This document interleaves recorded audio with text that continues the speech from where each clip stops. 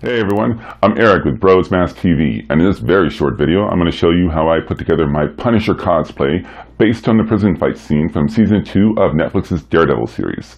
So stick around, it's going to be cool.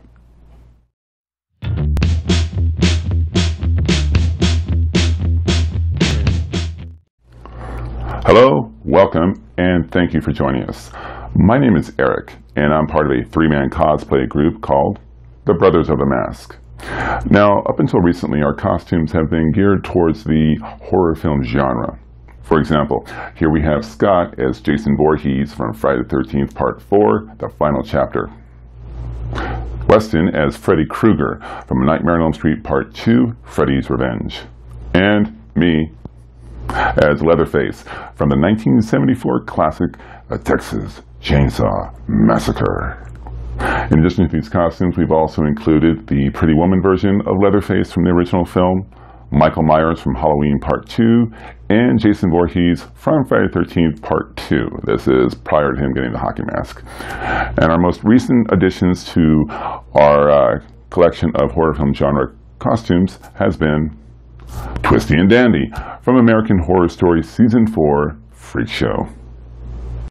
Now, as much as we love these characters, we wanted to try something a little different, tackle a new genre, comic books, specifically the Netflix original series Daredevil. Now, Weston would be cosplaying as the lead character, Matt Murdock, aka the Man in Black, as he was known.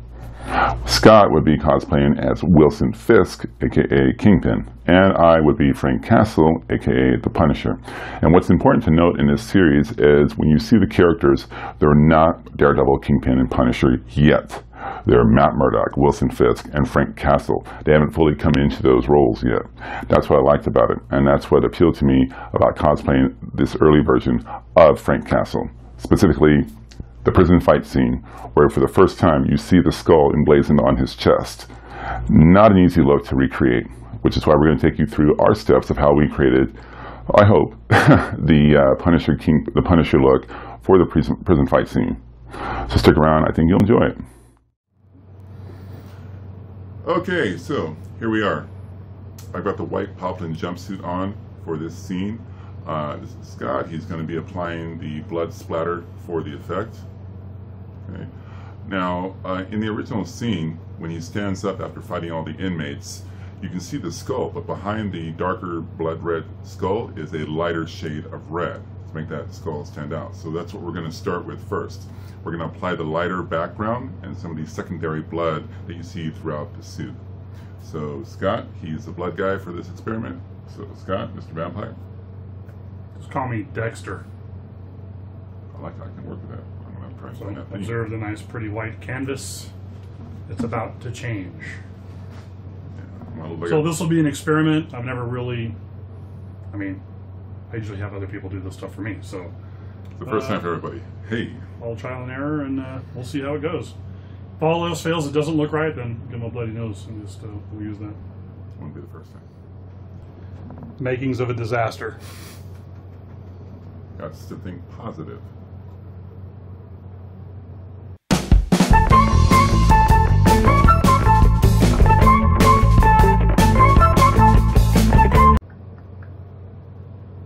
You wonder what I'm looking at? I'm going to keep looking at reference.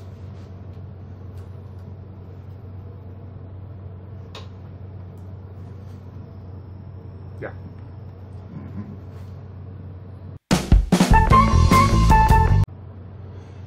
So we're going in with a really light base because we didn't want to start with too dark of a base.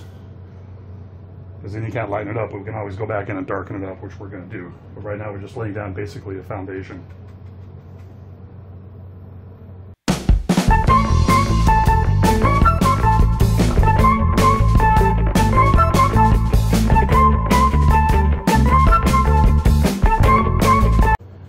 Which I can already see when you put the darker tone in there and a couple streaks there. That's what we're going to ultimately end up doing to give the outline of the skull there. So.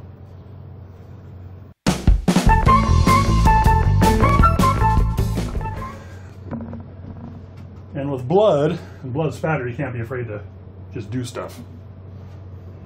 You want to throw it in my face, I know you do. All right, so as you can see, it's a little coming along a little bloody. Again, this still looks like a Kool-Aid spill because we purposely have to leave this light until we go in and do the skull, and then we can touch up the edges and all the rest of it. The skull has to really stand out.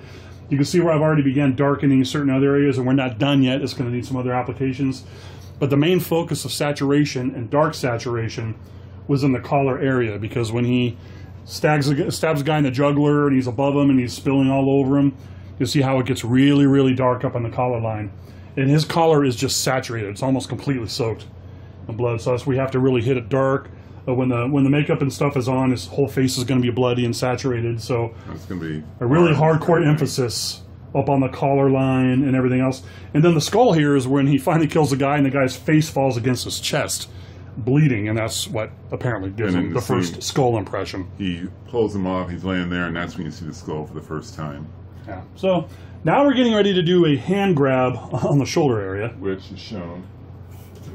Show them.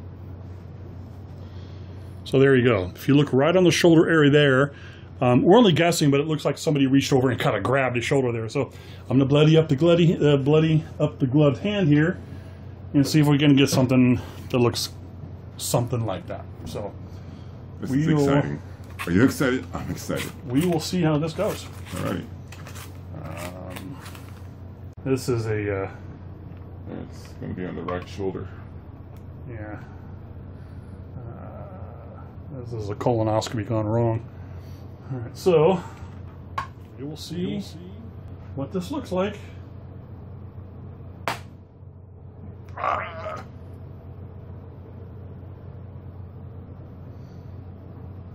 Okay.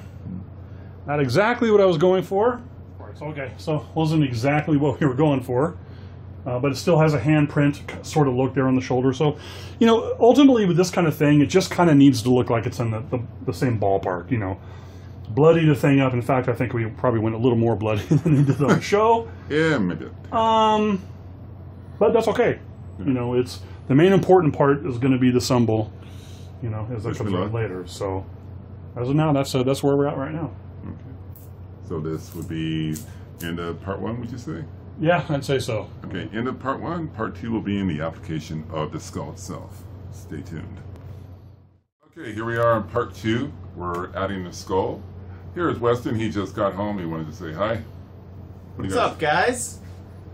All right, that's him saying hi. So, ready to apply this? This is the skull segment of the application.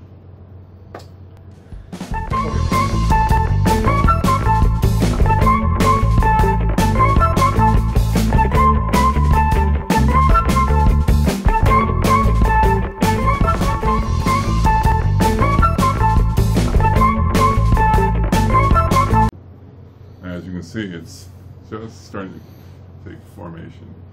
Okay. I like this. I can see how it's going to stand out. Mm-hmm. So far, part 2 is going pretty well.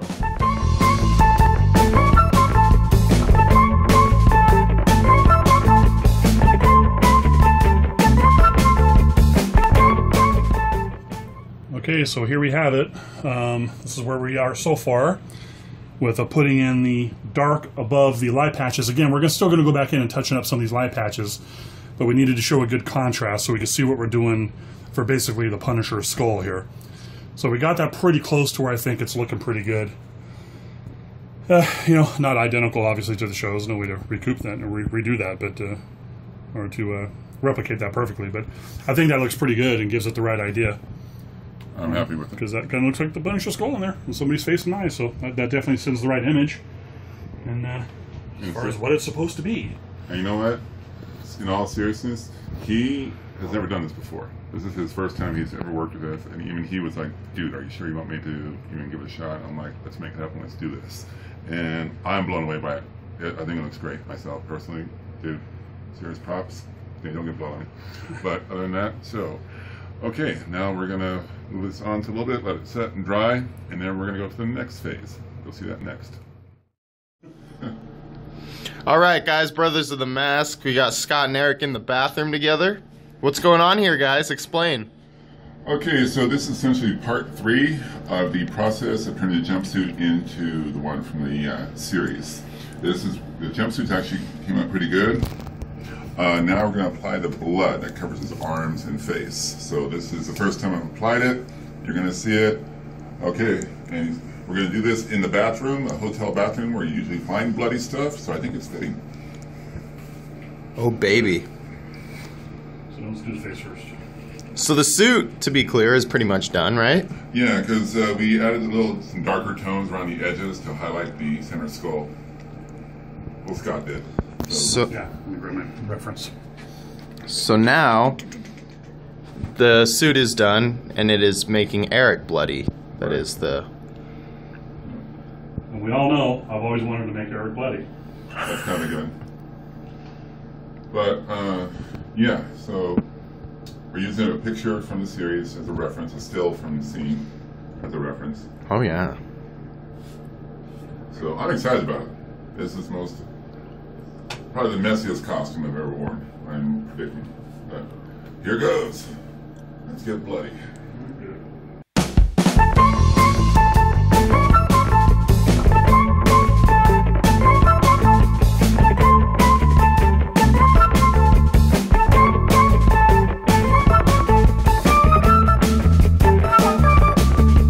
Working with the stipple sponge, what you don't want is streaks like this. That looks like it's just been rubbed. So you really got to put the detail pattern into it.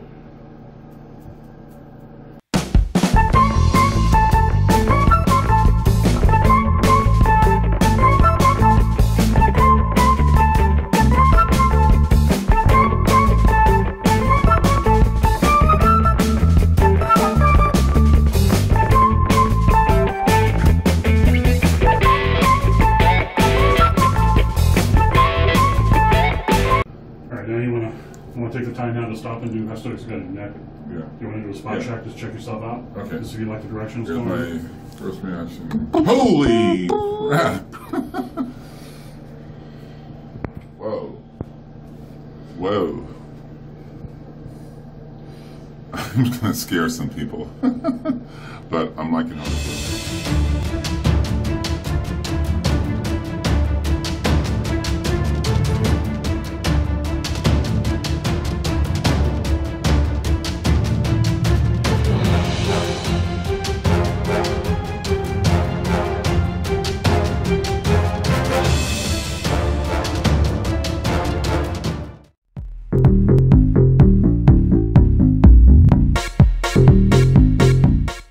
My Punisher cosplay based on the prison fight scene from season 2 of Daredevil's Netflix series. And that's not how it goes.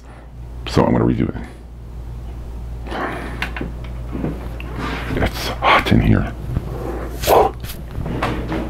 Cosplay costume based on the prison fight scene from season 2's Netflix Daredevil series. That's not how it goes either.